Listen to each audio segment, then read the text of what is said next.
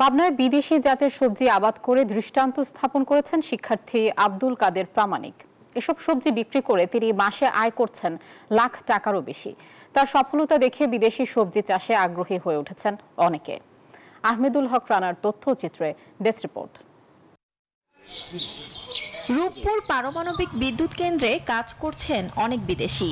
তাদের চাহিদা অনুযায়ী বিদেশি সবজি আবাদ করার চিন্তা করেন শিক্ষার্থী আব্দুল কাদের। এরপরই রাশিয়ান সবজি উগ্রবের বীজ সংগ্রহ করে বাড়ির পাশে অল্প পরিসরে রোপণ করেন তিনি। ফলনও বেশ ভালো হয়। তার কাছ থেকে সবজি কেনা শুরু করেন রাশিয়ানরাও। সবজির ভালো দর পেয়ে খুশি আব্দুল কাদের। আমি বাবার থেকে 2 থেকে 2.5 বিঘা জমি নিয়ে আমি ইন্টার ফার্স্ট ইয়ার থেকে এটা বাণিজ্যিকভাবে শুরু করি। বাণিজ্যিকভাবে শুরু করায় আমার ওখানে প্রায় 12 থেকে 13 রকম চাইনিজ সবজি এবং রাশিয়ান সবজিগুলো আমি চাষাবাদ করছি। তার জমিতে এখন লেটুস পাতা, বাইছিলি, পিত্রুষ্কা, পুদিনা বান্ডেল থাকলে প্রতি সেনমানিতে টাকা বাঁচবে। বিকাশ সেনমানি বান্ডেল কিনে জিতুন প্রতি লেনদেনে। স্ট্রবেরি সহ প্রায় 12 প্রজাতির বিদেশি সবজি আবাদ হচ্ছে। তার বাগানে কাজ করে স্বাবলম্বীও হয়েছেন অনেকে।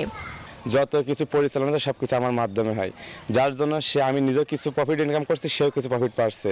মানুষের জমিতে আমি দিন হাজিরি কাজ করি, তখন 500 টাকা হাজিরি পাই, আমার সংসারটা চলে যায়। কাদেরের সফলতা দেখে বিদেশি জাতের সবজি চাষে আগ্রহী হয়ে উঠেছেন অনেকে।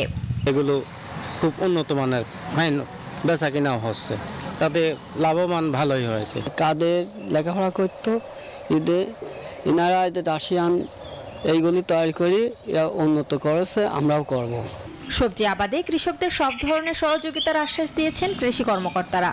ব্রোকলি এই ধরনের অনেক সবজি তারা করতেছে এবং রাশিয়ানরা সেই সবজিগুলো ভক্ষণ করতেছে এবং তারা প্রচুর লাভবান হচ্ছে। এবং শুধু তাই বলবো না, আব্দুল কাদের প্রামাণিকের দেখা দেখি আরও কয়েকজন কৃষক যারা আগ্রহ প্রকাশ করছে এবং তারাও শুরু করেছে।